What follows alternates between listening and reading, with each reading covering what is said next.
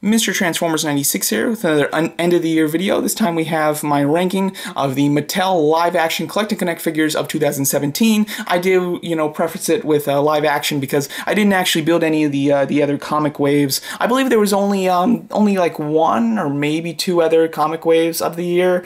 So for the most part, I have the majority of the Collect and Connect figures. But even though I only had three, because they didn't do very many, I still wanted to rank them because they are rather special, and I do want to give them the time of day, especially since I do it for the Build-A-Figures from Marvel Legends. So I definitely wanted to rank these three these three Connect figures. I was very excited for all of these, and for the most part, these really didn't disappoint. So without further ado, let me get started. I will say that this isn't necessarily what's the worst one to the best one. I do take personal preference into this, so it's kind of my most disappointed one, or I guess if out of three good ones, my least favorite to my favorite, essentially. So let's get started here with the third place. Third place is going to go to Ares from the Wonder Woman Collect and Connect series. Overall, I really like this Build-A-Figure a lot. It's obviously not accurate to the movie. This is based off of the concept art for Ares in the Wonder Woman film, which obviously didn't actually make it to screen. His appearance in the film is much different than this, especially when the helmet is concerned. However, I like this design of Ares better. And this is, like how often do we see concept art for characters and go, "Oh, that looks so cool. I would love a figure of that." And obviously we never get it. So this is kind of a fun example where we actually got this figure. I would definitely like a movie accurate version of it as well. However, if I had to pick between the two, I'd rather have this figure, I have to say. So overall, I love this figure. I think it's great. I think that it's fantastic that you only need to buy 4 figures to complete him.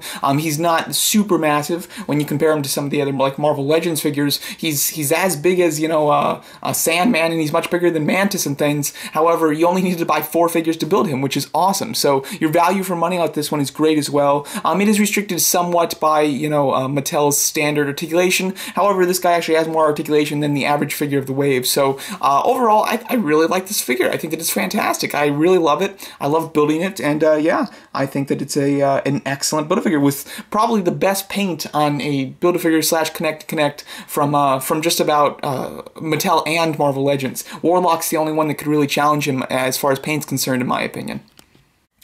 In second place, we have King Shark. This was a figure that I was really looking forward to, and it took quite a while before they fully put out the wave. At least it felt like that, but I was very happy to actually complete him. He is probably the largest Build-A-Figure / Connect figure from both Mattel and Marvel Legends this year, which is really great.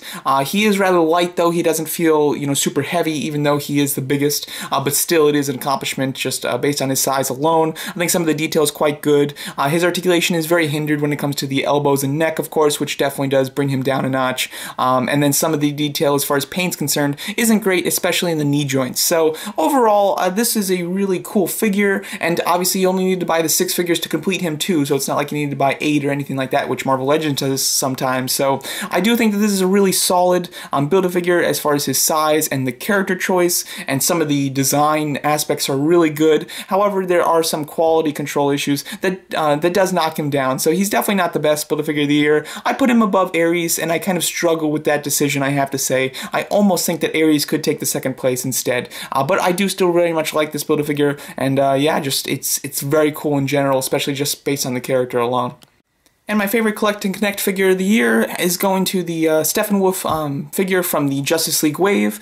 Overall, I really did enjoy this Collect and Connect figure. I think it's quite good. When I first got it, I thought that there were some issues with it. However, seeing him in the movie, I realized that those actually weren't issues. Like the hands, I thought that the hands were too big and out of proportion, and I thought that was just, Mattel's laziness. But in the movie, that's exactly how his hands are. So there's a lot of stuff like that, as well as the coloring. I thought that the blue and red, although look cool, wouldn't be accurate, but especially when he first lands, it's actually completely accurate. So a lot of the things that I thought were flaws when I first got him, I realized once I saw the movie really weren't. Overall, I think that it's a great figure. Has some really good articulation for Mattel standard, at least. He's very tall as well. He's really big and in scale with the other Justice League figures. I think the face sculpt is actually very cool, and then the detail on his weapon is excellent. So overall, I think this is a really solid and great Collect and Connect figure of the year.